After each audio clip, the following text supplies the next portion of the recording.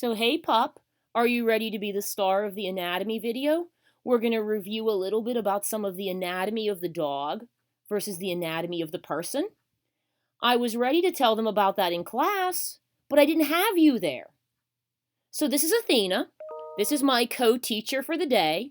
She is absolutely thrilled with this process. This is the greatest start to a video ever. Couple things I want to point out, and she's going to have to help me. Very good. Perfect. Some differences with the canine anatomy as compared to the human. We talked a few things about that. First of all, humans are bipeds, meaning we walk upright on 2 feet. Oh, you love my class, I know. And canines, dogs, are quadrupeds, meaning they're on 4 feet. We have a bigger difference in the forelimbs in humans, I would say, from the rear limbs based on our hand structure. But in general, we're going to look at the axial anatomy of the canine versus the human today. First thing you're going to notice is she's pretty much person-sized. Oh, she's tired again. I'll pick up the camera eventually and let you see more of this princess. But right now we're looking at the skull, the cranial anatomy. First thing to notice in the canine versus the human is the extended maxilla and mandible, forming the rostrum or snout. If you remember the picture of the animal, the dog in your packet, we had rostral as one of the directional terms, and rostral is the nose of the dog.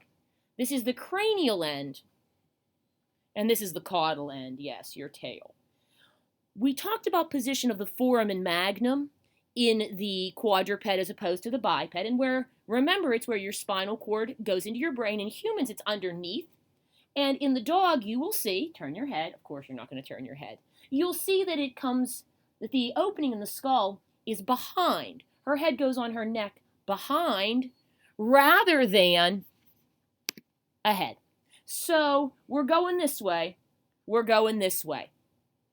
Vertebral column, same as humans, 7 neck vertebrae, thoracic vertebrae with ribs, and a little different here, where the human sacrum is sort of behind your butt.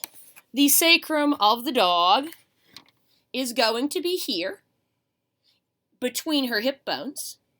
We also talked about our coccyx being only 3 fused vertebrae, and where ours are 3 fused, dogs have an average of 20 in that wagging tail, with a difference being between 6 and about 30 depending on your breed. So there's our brief overview of the anatomy, the axial anatomy of the quadruped versus the axial anatomy of the human. Thank you, Athena.